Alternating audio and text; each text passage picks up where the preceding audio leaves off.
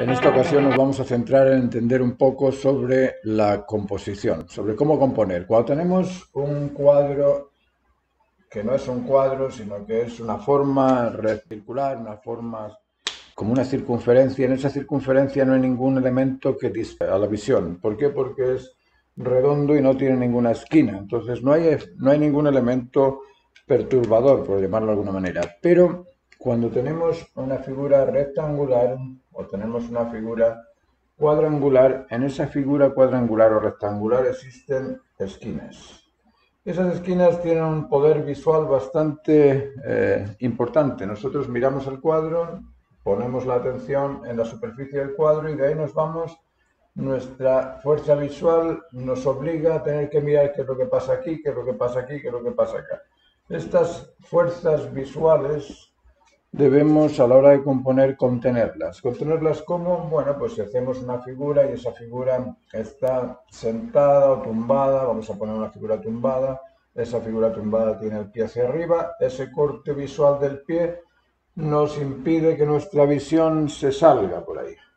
Este brazo que tiene aquí sujetando el cuerpo es otra forma que impide que nuestra fuerza visual se nos escape por el lado.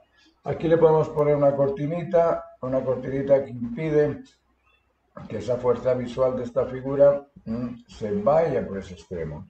Y en este lugar podemos hacer algo parecido, ponerle un mueble, ponerle alguna cosa que impida que nuestra fuerza visual salga. Eso es una forma de componer, con el control de las fuerzas visuales. Esas fuerzas visuales de los extremos del cuadro no solamente existen en los extremos del cuadro, esas fuerzas visuales ocurren también dentro de la composición.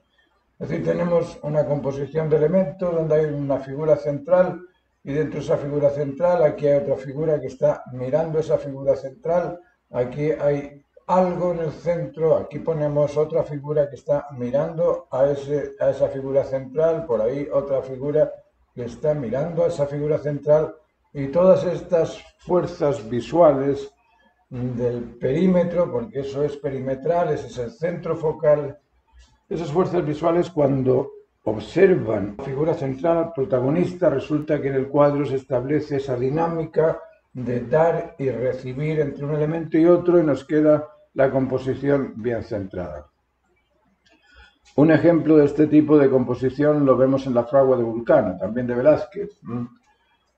Es muy importante que en una composición tengamos siempre primero al protagonista. Ese protagonista, ese es el centro focal de la composición. En una composición existe un centro focal y una periferia. La periferia debe estar siempre complementando al centro focal. Entonces tenemos el segundo, periferia complementaria. Periferia complementaria.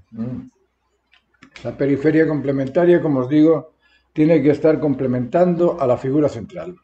Además de la periferia y de la figura central, necesitamos esas fuerzas visuales que hagan la labor del ritmo en la composición, que hagan, por ejemplo, que esta figura mire hacia abajo, que esta otra mire hacia abajo desde arriba, que la otra mire hacia arriba desde abajo, que la otra mire hacia abajo desde arriba, es decir, ese ritmo de fuerzas visuales entre un elemento y otro que hacen que el cuadro tenga una diversidad de aspectos complementarios de esa figura central o protagonista del cuadro.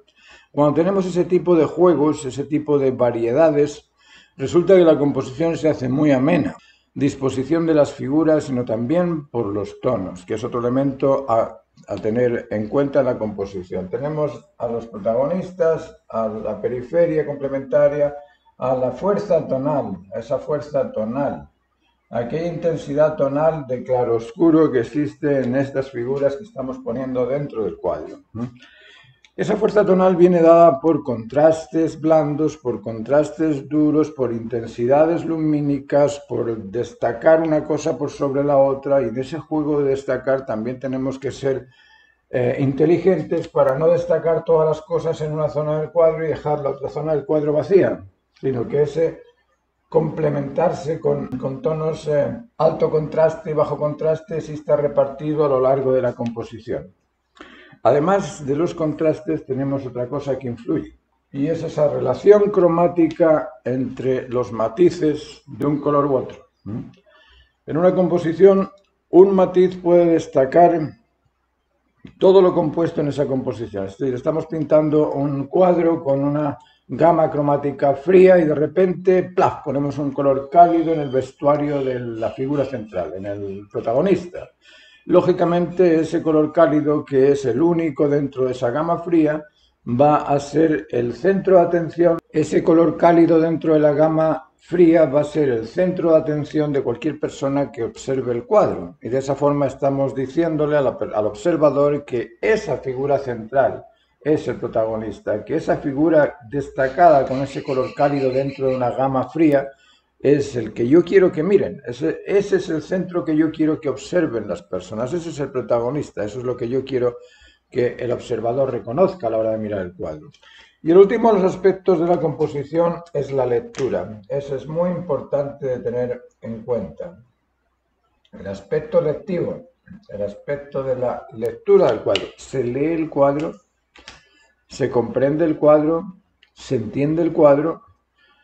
Esas figuras que están ahí están diciendo lo que yo quiero decir. Es decir, en esa fragua de Vulcano hay un espíritu que le dice a estos fortachones físicos armados de tanta fuerza que el poder está en otra dimensión y es una dimensión distinta a la suya, porque el cuerpo es espiritual, es un cuerpo acerado. Los cuerpos de estos trabajadores del yunque y de la fragua son cuerpos musculosos, cuerpos muy físicos, pero aquí el ángel que aparece es un espíritu, es distinto. Se lee esa lectura en el cuadro, podemos leer que está hablando de estos dos mundos interconectados, de lo espiritual y de lo físico, de lo que es trabajar y de lo que es más filosófico, más espiritual, más religioso, si lo queréis poner en ese plano. Se lee eso cuando la lectura del cuadro es evidente, cuando en las meninas tú observas que hay diferencias sociales, que te están explicando que en esas diferencias sociales están los reyes, está la iglesia, está el Estado, está el ejército, están los bufones, están los profesionales, están todos integrados dentro de ese cuadro. Si se puede leer fácilmente, tu composición está cumplida. Ahora, si esa lectura es abstracta, si esa lectura es inconcreta, si esa lectura resulta que es difícil de describir, la composición no sirvió para nada, porque lo que estás poniendo ahí son elementos, pero no estás dando a entender cuál es el guión de esos elementos. Entonces la historia se pierde, ¿no? Y recordad que los cuadros son explicativos. Lo que hace un cuadro es informarte de algo. Te informa de proporciones, te informa de colores, te informa de texturas, te informa de composición, pero te tiene que informar de algo. Si en el cuadro no ves nada más que unas cuantas manchas, vas a decir que eso es suciedad. Eso no es arte, eso es suciedad. ¿Por qué? Porque son solamente manchas. Ahora, si esas manchas se acomodan a la lectura de algo y ese observador que observa esas manchas reconoce que, uy, mira un arbolito, mira lo que hay aquí, una piscina, mira lo que hay aquí, es un caballo, mira lo que hay aquí, es una flor, mira. Al menos es lectivo y la persona lo puede comunicar al otro y decirle, mira, acabo de ver un cuadro donde unas manchas me parecen, me sugieren, me advierten de la posibilidad de que sea un árbol. Bueno, os dejo la clase hasta aquí. Después en la clase vamos a ir comentando estos distintos aspectos de la composición. Hay otros aspectos en cuanto a cómo componer, que son aspectos que tienen que ver con la geometría de lo compuesto, que tiene que ver con los planos, que tiene que ver con el si estamos haciendo una composición lectiva, descriptiva, donde las figuras están horizontalmente situadas, o estamos haciendo una composición integrada, donde la figura está en un plano y la otra figura está detrás y se integra con la primera. Si estamos haciendo una composición aérea, donde lo que importa no solamente la escena, sino también el ambiente donde se vive esa escena, o si dentro de la composición